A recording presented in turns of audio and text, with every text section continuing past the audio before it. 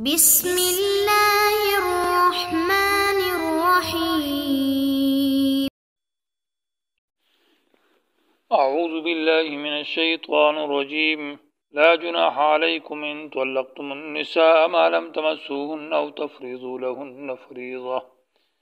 ومتعوهن على الموسع قدره وعلى المقتر قدره متاعا بالمعروف حقا على المحسنین۔ عزیز طلبہ کرام، سبق نمبر 207، آیت نمبر 236 تا 37۔ آیت کریمہ کا ترجمہ: نہیں ہے کوئی بوجھ تم پر کہ اگر تم طلاق دے دو اپنی بیویوں کو جب تک کہ تم نے ان کے قریب ہاتھ نہیں لگایا اور نہیں مقرر کیا ان کے لیے مہر، اور سامان دے دو ان کو مالدار آدمی کے مطابق، اس کے مالداری کے مطابق، اور غریب پر اس کی غربت کے مطابق وہ سامان ہوگا۔ یہ سامان ان کو دیا جائے گا شریعت کے مطابق، اور یہ حق لازمہ ہے نیکی کرنے والوں پر۔ اور اگر تم نے طلاق دے دیا ان کو ان کے چھو لینے سے پہلے، اور حالانکہ تم نے مقرر کیا تھا ان کے لیے مہر، تو لازم ہے اس عورت کے لیے تم پر نصف مہر جو تم نے مقرر کیا۔ ہاں یہ کہ وہ معاف کریں، یعنی کل مہر واپس کر دیں، یا یہ کہ معاف کرے وہ شخص جس کے ہاتھ میں نکاح کا عقد ہے۔ اور تمہارا معاف کرنا ایک دوسروں کو یہ قریب کرتا ہے تقوی کے، اور مت بھولو آپس کے درمیان میں ایک دوسرے کے ساتھ احسان کو، بے شک اللہ تعالیٰ تمہارے اعمال کو خوب دیکھ رہا ہے۔ سبق کا عنوان یا آیت کا عنوان ہے غیر مدخول بہا عورت جس کو ساتھ دخول نہیں ہوا تو ان کو طلاق دینا اور ان کا حکم۔ اس سے پہلے جو ذکر تھا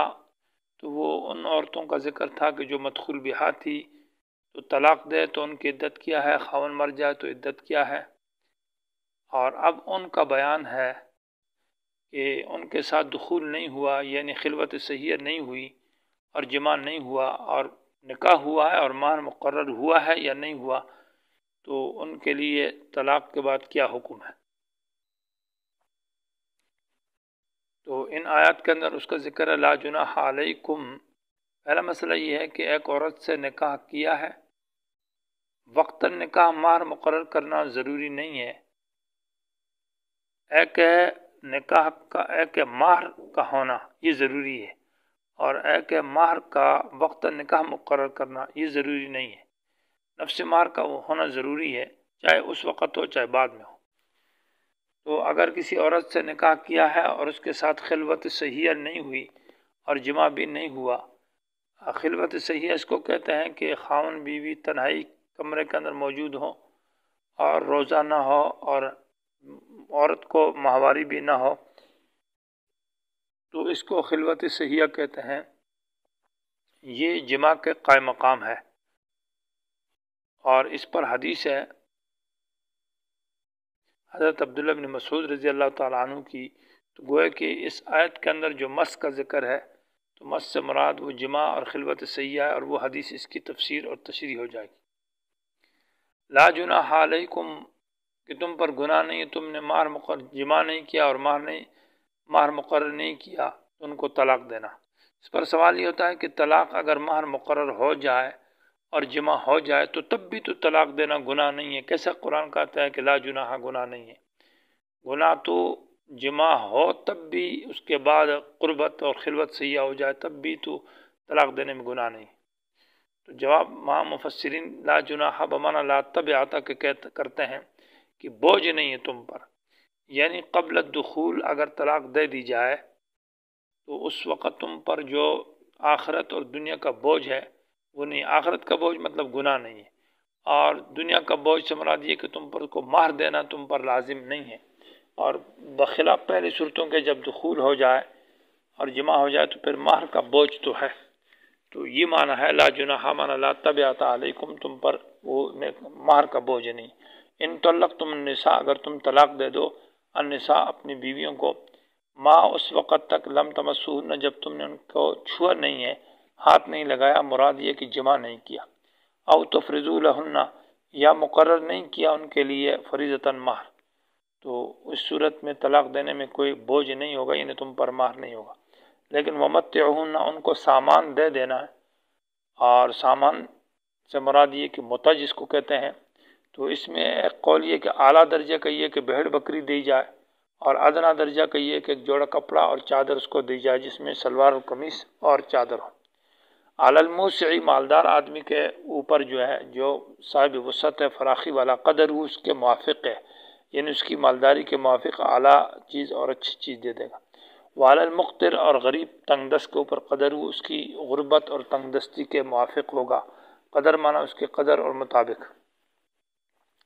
امام ابو حنیفہ رحمۃ اللہ علیہ کے نزدیک وہ مہر نصف مہر سے زیادہ نہ ہو اور نصف مہر سے کم ہو تو اتنی قیمت دی جائے گی، اور یہ بھی درست ہے۔ متعن، یہ متعن بمعنی تمتیع کے باب تفعیل کے معنی میں ہے، اور یہ متعہن کے لیے مفعول مطلق بھی بن سکتا ہے، اور یہاں پر فعل محذوف ہے یمتعن مجہول کی صیغہ، کہ سامان دیا جائے گا ان عورتوں کو، سامان دینا، متعن معنی سامان دینا، بالمعروف شریعت کے موافق، جیسے شریعت کہتی ہے ویسا ہی ان کے ساتھ احسان کیا جائے گا۔ حقاً معنی یہ حق ہے، لازم ہے، علی المحسنین نیکی کرنے والوں پر۔ وہ کہ آیت میں ترغیب ہے کہ جب انہوں نے آپ کو اپنی بیٹی نکاح میں دے دی اور آپ کے ساتھ احسان کیا، تو اب اس کو طلاق دے رہے ہیں، تو آپ بھی ان کے ساتھ احسان کریں کہ خالی ان کو اور بے حرمتی کے ساتھ واپس نہ کریں، ان کو سامان دے دیں اور کچھ ان کے ساتھ اچھا ہی کریں۔ یہ گویا کہ ترغیب ہے متع کے اوپر کہ ان کے ساتھ احسان کیا جائے۔ وَإِن طَلَّقْتُمُوهُنَّ اگر تم ان کو طلاق دے دو من قبل ان تمسوهن چھو لینے سے پہلے، یعنی جماع سے پہلے، وقت فرضتم اور حالانکہ تم نے مقرر کیا لہن ان کے لیے فریضتاً مہر، اگر مہر مقرر ہے اور قبل الدخول طلاق دیتا ہے تو اس صورت میں پھر نصف مہر لازم ہوگا، آدھا مہر خاوند کے اوپر لازم ہے۔ فنصف یہ مبتدا ہے، خبر اس کی محذوف ہے، فلاحا اس عورت کے لیے نصف آدھا ہے، ما اس مہر کا فرض تم جو تم نے مقرر کیا ہے۔ الا ان یعفونا او یعفو الذی بیدہ عقدۃ النکاح، یہاں دو استثناء ہے اور یہ اصل میں ایک ترتیب کا ذکر ہے۔ الا ان یعفونا مانا مہر عورت کے لیے نکاح ہوا اور نکاح میں پھر مہر مقرر ہوا مثلا 1,00,000 روپے، اور پھر قبل الدخول اس کو طلاق دی گئی، اور مہر جو ہے وہ نکاح کے وقت خاوند نے مہر بیوی کو دے دیا، تو اب بیوی یہ ہے کہ وہ کل مہر جو ہے نا خاوند کو واپس کر دیتی ہے، وہ 50 بھی تو خاوند کا حق بنتا ہے اور 50 بیوی کا،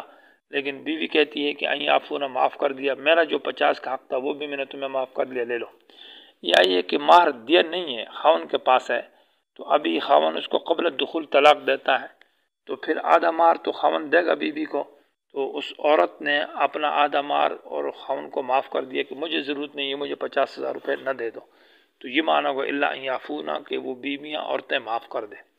او یعفو الذی بیدہ عقدۃ النکاح یا وہ خاوند معاف کر دے جس کے ہاتھ میں نکاح کا عقد ہے، یعنی گرا اس کے قبضے میں۔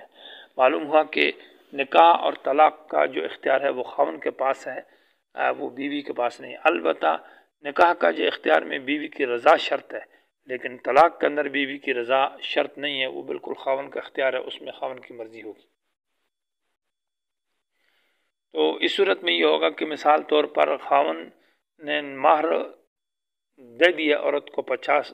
پورا 1,00,000 دے دیا جو مہر مقرر کیا تھا، اور اب بیوی 50,000 واپس کرتی ہے تو خاوند کہتا میں نے معاف کر دیا، یہ میرا 50 بھی تمہارا صحیح، مجھے ضرورت نہیں ہے، یہ معنی ہوگا۔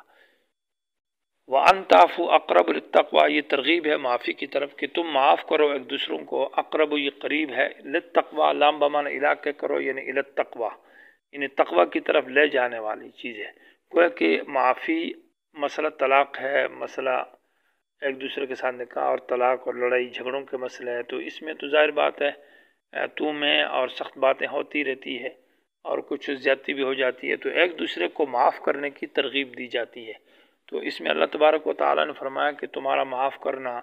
یہ اقرب بہت قریب ہے، للتقوی مانا الی التقوی، یہ تمہیں تقوی کی طرف لے جائے، گویا کہ یہ تقوی کا ایک ذریعہ اور سبب ہے۔ دوسرا معنی لام اجلیہ ہو، وان تعفو معاف کرنا، اقرب من افضل یہ بہتر ہے، اور کیوں بہتر ہے؟ للتقوی اس لیے کہ تقوی کی وجہ سے، اس میں تقوی ہے، تو لام اجلیہ ہوگا تقوی کی وجہ سے یہ معاف کرنا، گویا کہ تقوی جو ہے وہ ذریعہ ہے معافی کا، جس آدمی میں تقوی ہے تو وہ معاف کرے، یا یعنی دو مطلب بنتے ہیں، معافی جو ہے وہ تقوی کا ذریعہ ہے، یعنی الی التقوی کا معنی، یا یہ کہ جس آدمی میں تقوی ہو تو وہ تقوی جو ہے سبب بنے گا معافی کا، جس آدمی میں پرہیزگاری ہے۔ وَلَا تَنْسَوْا الْفَضْلَ بَيْنَكُمْ، اور یہ آیت عام ہے، تمام کے ساتھ لگتی ہے کہ ما قبل میں جتنے مسائل ہیں اس میں آپس میں احسان، فضل مانا ایک دوسرے کے ساتھ اچھائی کرنا، احسان کرنا، بینکم آپس میں، اس کو مت بھولو، معنی یہ کہ تو میں ہو گیا ہے، طلاق بھی ہو جاتی ہے اور بہت سارے مسئلے مسائل آ جاتے ہیں، لیکن معاشرے میں ایک دوسروں کے ساتھ اچھائی کرنا، اور اس کو انسان نہ بھولے اور اس کو یاد رکھے، یہ چیزیں تو آتی رہتی ہے، کبھی دل لگتا ہے، کبھی نہیں لگتا، کبھی طلاق ہو جاتی ہے، کبھی کس طرح کے مسائل آئیں گے، یہ تو اس میں ایک دوسرے کے ساتھ بالکل ضد اور دشمنی نہیں ہونی چاہیے، بائیکاٹ رشتہ داریوں میں نہیں ہونا چاہیے، توڑ نہیں ہونا چاہیے، بلکہ آپس کے احسانات اور اچھائی کو مت بھولو، اللہ تبارک و تعالیٰ اس کی ترغیب دیتا ہے۔ ان اللہ، بے شک اللہ تعالیٰ، بما تعملون، جو کچھ تم کرتے ہو،